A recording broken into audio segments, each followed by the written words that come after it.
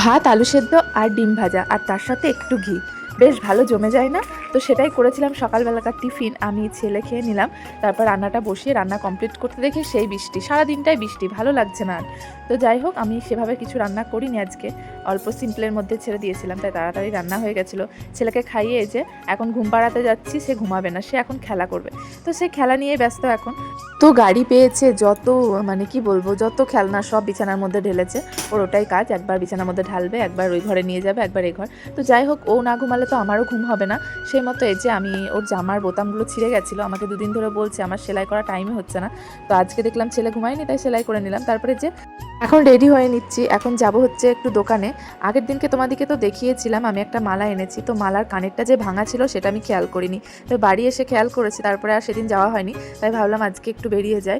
তো এই যে সেই মতো রেডি হয়ে বেরিয়ে চলে এসেছে, আর চলে এসেছি দোকান। তারপর মালাটা চেঞ্জ করলাম, আর এই মঙ্গলসূত্রগুলো দেখছিলাম খুব সুন্দর। তারপরে ওখান থেকে কিছু জিনিস কিনে আমারও কিছু কেনার ছিল। একটা আইসক্রিম খেতে খেতে বাড়ি চলে এলাম। বাড়ি এসে মা দেখছি চা করেছে, ঠান্ডার ওপর আবার গরম। তো যাই হোক, এখন সন্ধ্যাবেলায় সবাই মিলে চা মুড়ি খাচ্ছি।